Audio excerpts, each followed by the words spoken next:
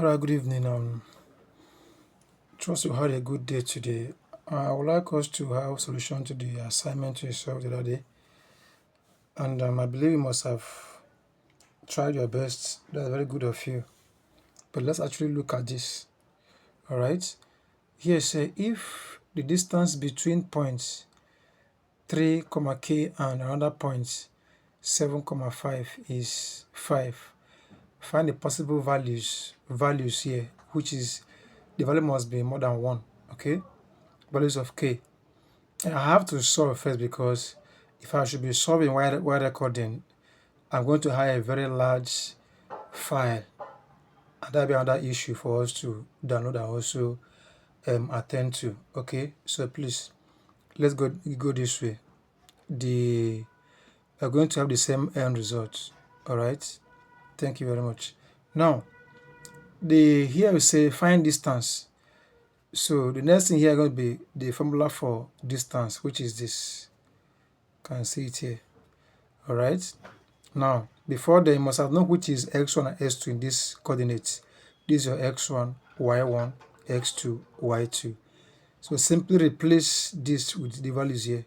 Okay. So if I do so, I'm going to have it this way, which is my x2 is 7, my x1 is 3, then squared plus my y2 is 5, then my k, which is y1, all right, is this. So simply substitute, that's all. 7 minus 3 is 4. 4 squared plus this one remains where it is. Remember our d is 5. It was given in the question, which is the distance. All right. We want to get the values of k in this place.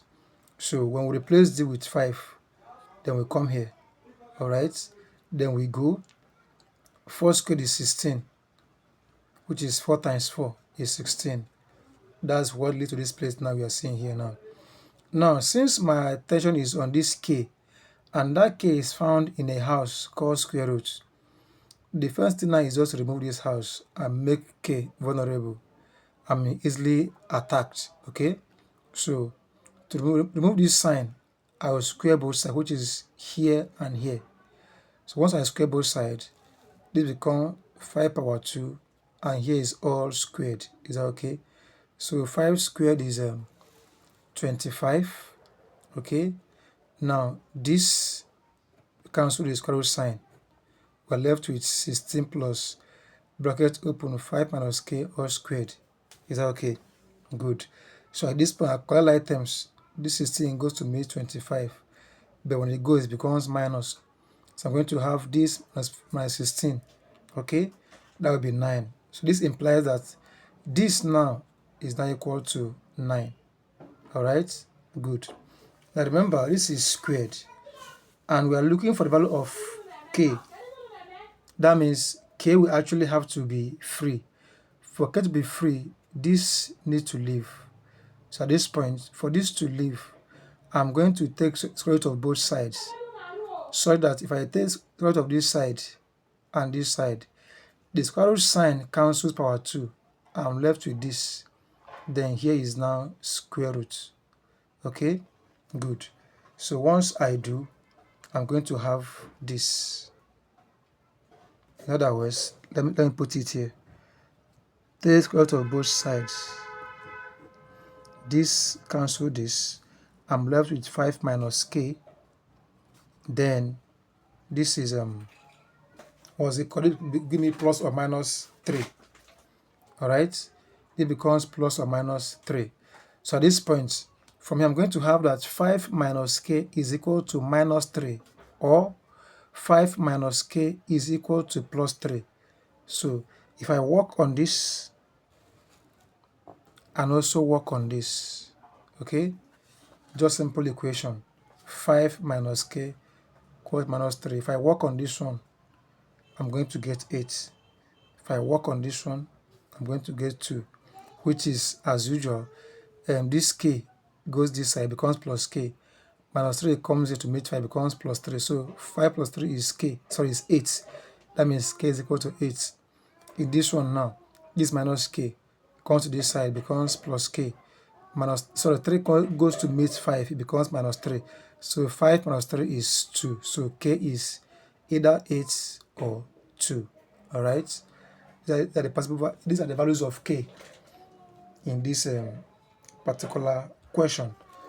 Next one is says the line y is equal to 3x minus 5. Okay, meets the axis at point what? Right? At what point? At this point, I'm talking about intercept. Intercept. At what point does the line meet the graph, the plane? All right. Now, in this case, now this in this place, this 3 here stands for what's it called? Gradient.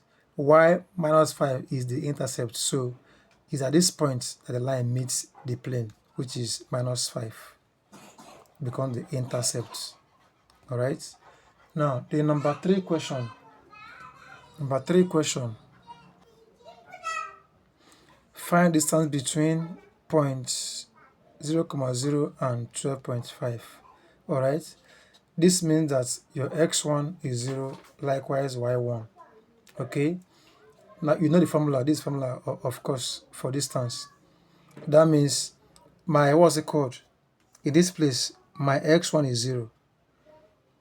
And here also, my y1 is 0. That means I'm going to have 12 and 5, which is for x2 and x1 and y2. Okay, this is my x2, y2. So since all the x1 and y1 are 0, that means in this place they have no need. So I'm left with 12 and 5. So if I square them, I'm going to have this. So 12 squared is 144, 5 squared is 5. If I add, I'm going to have 169. So this becomes square root of 169, that is 13. That's all for this. Number 4, the same distance as well. In this case, what's it called? Distance between the origin and points. Just like what you just solved up here. Okay? Now, just what happened, they also happen here at the same time. Just apply the same thing here. Here I said, please, the approach is same as question 3. No more, no long story, please. Just to make this file to be as short as possible, so don't have long files and start having issues trying to download long files, please. Okay, so the approach in 3 is same as 4. Now straight to the 5th question here. Find the distance between points P and Q. Okay, in point Q I have minus 3 and 2.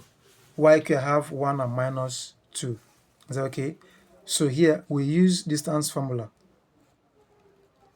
This is my x1, y1, x2, y2. So I simply substitute these things here into this formula. Okay. Now I'm going to explain something here just in this place. Now my x1, so my x2 is 1, all right? Then minus my x1 next minus 2. So this minus here times the minus that 2 is carrying, which is my x1. So I'm going to have minus times minus, that's the plus here. Okay, that is the plus we're actually having in this particular place. Okay, so there's an error somewhere here, please. I added before time. Pardon me, but I'm going to correct this thing here, please. Just pardon me. Now, I'm supposed to have 2 here, not 3. Sorry that I'm going to have, this is 3 here now, please. I'm going to have 9. Please pardon me. I'm going to have 9 here. So 9 plus 16 should give me 25. 25. Okay. Now, square root of 25 is 5. That means our D is 5, please. That means D, pardon me, please. My D here is equal to 5. All right. Now, number 6 says, find the distance between the points A and B Point A is 2,5, point B is 5,9. All right. Now, the approach is the same as 5. Repeat what you did in this 5 in this 6. This is your x1, y1, x2, y2. Simply bring down this formula, then substitute into it. Get your work done. All right. That's for that. Number 7 gives something different. It says state the quadrant in which the points -4 and 5 lies. State the quadrant in which the point -4 and 5 lie. All right. This is my x1. This is my y. So this is my x and y. Okay. That means my x is -4. My y is 5. Okay. Now this is my x-axis. From here down is negative. All right. This is my y. From here up is plus y. Okay. Since my x is -4, I come to this side. -4. Then my y is 5. So if I trace these two, they're going to be at the second quadrant. Because this is first, second, third, and fourth quadrants. So that means this very coordinate, or point rather, lies in second quadrant. Is that okay? Good. Now, I skipped 8. I'm going to come back there. This is number 9. If a point has coordinates 3 and -7, identify each quadrant, just like the number 7 we just solved. Simply draw your plane, x and y plane. Okay, like this my own here now. My interest is on this negative y and positive x, so that's why I have to ignore this positive y and negative x. All right, so that's my reason. In this case, my x is 3, like here. My y is -7, so 3 from x, -7 from y, so they both fall in the fourth quadrant. Okay, so it's first, second, third, and fourth. So they're in the fourth. They fall in the fourth quadrant. Is that okay? Let's continue. Number 8. So number 10. Find the intercept, the x-intercept of the line y equal to 3x minus 6. Okay, just like intercept means where the straight line meets x-axis. Okay, is at -6. Is it here? -6. All right. So there's no long story about this particular one. Then back to number 8 that I actually jumped in the past. I jumped number 8. Okay. Now, let's say write down the coordinates of the point where the x-axis and y-axis intersects. Now, the very place where x and y-axis meet is called point of origin. Okay. Now, at the point of origin, both x and y are 0. So x is 0, likewise 0. So this is the coordinates of the point where x and y axis meet. All right, kindly go through it. I had to be a bit fast because I don't want us to have a large file that won't be easy to access. Okay, so thank you and bye for now.